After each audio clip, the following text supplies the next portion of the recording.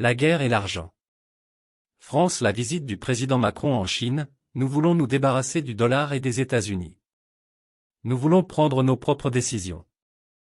Nous ne sommes pas un mandat à alimenter plus que jamais la lutte mondiale. L'ancien président américain Trump est également allé sur Fox et a fait un gâchis. Alors que se passait-il? Qui allait où? Le dollar s'effondre-t-il? Où aurait lieu Turquie? Dans quelle position serait-il? Les États-Unis étaient le pays le plus endetté au monde. Les chiffres sont là. Par exemple, un article que j'ai lu et dont j'ai pris note en 2019 comprenait ce qui suit. Le gouvernement américain a perçu 3,3 billions de dollars d'impôts l'année dernière, mais a dépensé 4,1 billions de dollars. Il a dû emprunter 779 milliards de dollars juste pour couvrir ses dépenses. Dette nationale est de 1,2 billion augmentée de plus de 21,5 billions de dollars. Et les intérêts nets sur cette dette s'élevaient à 371 milliards de dollars. Le Bureau du budget du Congrès estime que l'Amérique dépensera plus en intérêts qu'en défense nationale dans 10 ans. Imaginez que cela fait 4 ans depuis cet article. Les chiffres sont allés encore plus haut. Les États-Unis sont dans cette situation depuis des années. Son pouvoir vient de sa gestion. Les États-Unis sont endettés. Filet. Environ 50% de la dette mondiale est en dollars. Et le commerce international. Environ 60% des réserves de change sont en dollars. Lorsqu'il y a une demande de dollars, il y a une demande de bons du Trésor américain et d'obligations, les États-Unis maintiennent leur domination. Le dollar américain n'a pas toujours été une monnaie de réserve.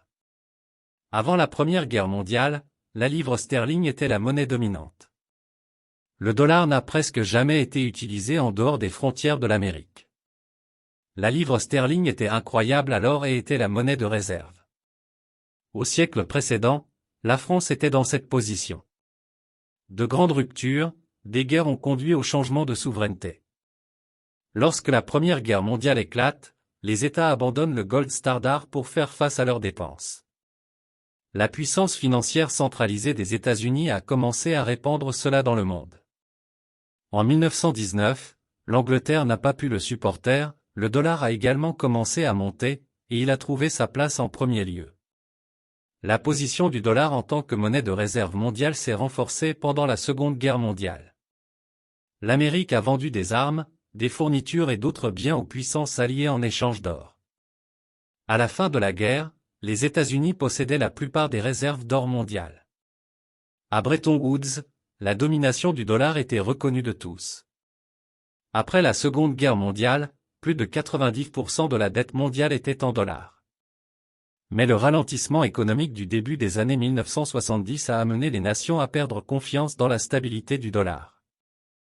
Ainsi, ils ont commencé à exiger de l'or pour les dollars qu'ils détenaient en réserve. Au lieu de regarder les réserves d'or américaines s'épuiser, le président Richard Nixon a déclaré « J'ai terminé. Le dollar est le dollar, l'or est l'or. Il n'y a plus de lien. Notre argent est imprimé comme nous le voulons. » C'était déjà à la même époque qu'il se rendait en Chine et y commençait l'éveil. Bien sûr, il y a eu l'accord avec les Saoudiens. L'Arabie Saoudite n'échangerait du pétrole qu'avec dollars, et les USA les protégeraient pour toujours. Lorsque cet accord est entré en vigueur, dollar a continué sa route sans dépendre de l'or. Donc le pétrole volait le dollar. Comme je l'écris souvent, le véritable rival des États-Unis était l'Union européenne.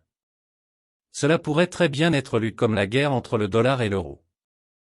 L'entrée de la Russie en Ukraine et l'adieu de la Grande-Bretagne à l'UE avec le Brexit étaient des mesures qui avaient le même dénominateur. Outre Macron, de nombreux dirigeants européens souhaitaient une rupture avec les États-Unis. Ils rêvent que l'euro soit une monnaie de réserve. Mais regardez les 10 dernières années. Jetez un œil aux attentats terroristes en Europe. Rappelez-vous Paris, Nice, Berlin, Bruxelles, Londres. Le sang a pris le corps. Des ajustements ont eu lieu. Il n'y a plus de paix.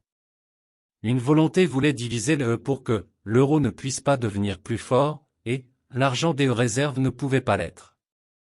C'était le conflit intérieur. La Chine voulait venir d'Asie et visait à établir le trône avec Yuan. Pour cela, ils ont été pendus de toute leur force. Mais l'obstacle devant eux était la transparence. C'est pourquoi ils ont trébuché.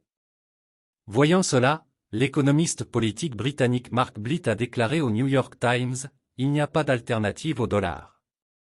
Nous sommes coincés avec le dollar, ce qui donne aux États-Unis une force structurelle surprenante. » C'était aussi un fait que tout avait une fin.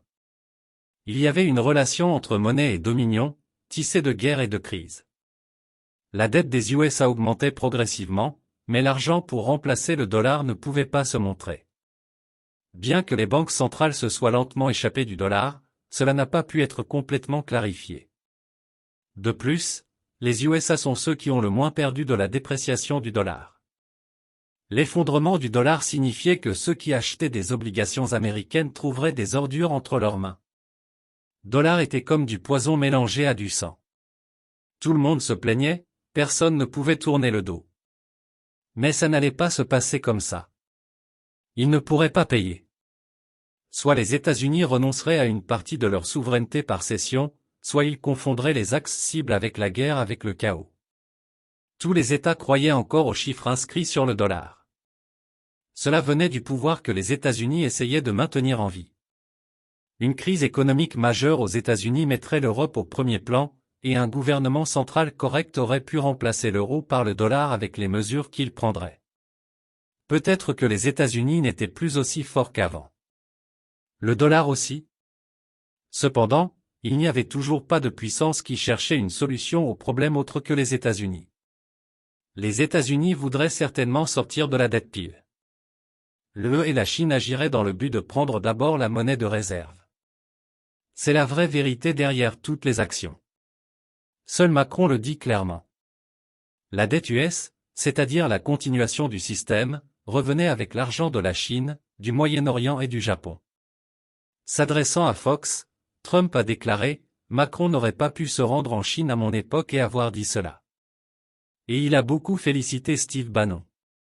Nous irons certainement en guerre dans les 5 ou 10 prochaines années, en mer de Chine méridionale ou au Moyen-Orient, a déclaré le même Bannon en 2017.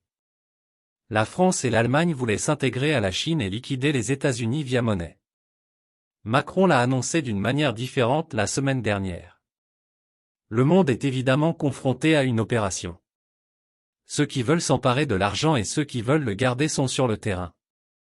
Les grands joueurs ont pour objectif à la fois de se débarrasser des dettes et de construire le nouveau système à partir de rien. Le bras de fer a commencé. Voyons qui se lèvera de table. La Turquie?